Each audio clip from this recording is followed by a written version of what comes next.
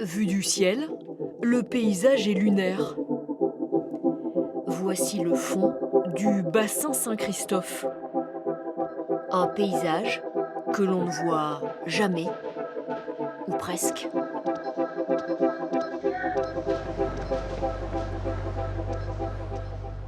Nous avons rendez-vous avec Thomas Dizier, chef de service du canal de Marseille.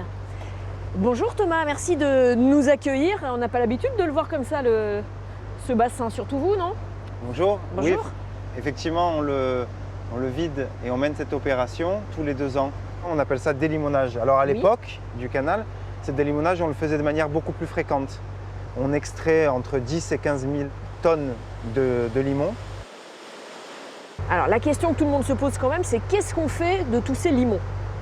Les limons qui sont ici vont être renvoyés dans le canal EDF. Dans le canal Oui. EDF, on va diluer les limons pour qu'ils arrivent en Durance de manière beaucoup moins chargée.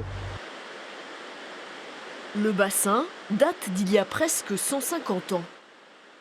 Ce canal, on doit à un jeune ingénieur suisse, Franz Mayer de Montrichet, qui a donc fait la conception et la réalisation de l'intégralité du canal, puis du bassin. Franz Mayer de Montrichet a bien vu de son vivant le canal terminé, mais il est mort en 1858, avant la construction du bassin. Gérald Herades, bonjour. Là, vous allez nous emmener dans les entrailles, c'est ça? On va continuer à descendre et je vous suis. Tout à fait. Alors, on va où? Alors ici, on est sur la tour des siphons. C'est un organe hydraulique. C'est un organe régulateur du bassin de Saint-Christophe. C'est le cœur du bassin de Saint-Christophe. Ça fait partie du cœur du bassin de Saint-Christophe. Alors, allez-y, descendez, je vous suis. Et pour descendre, justement, il faut emprunter, avec précaution, quelques barreaux d'échelle. Allez, un peu de courage pour se lancer dans le vide.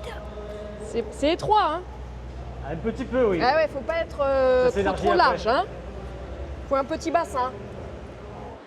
Et nous y voilà.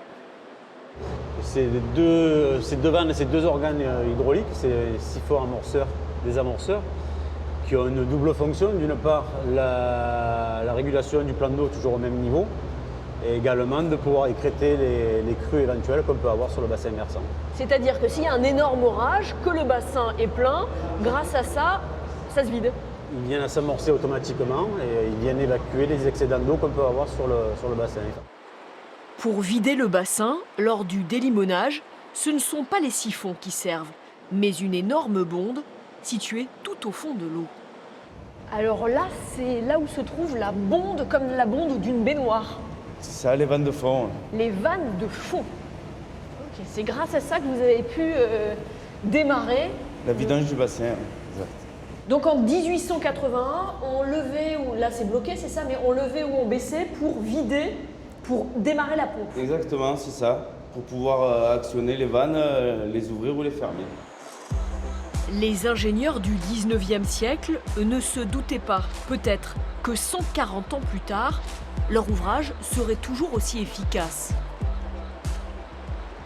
Dans quelques jours, cet incroyable spectacle sera terminé et le bassin Saint-Christophe sera à nouveau rempli. Je vous rappelle qu'il fournit de l'eau à 1 200 000 personnes.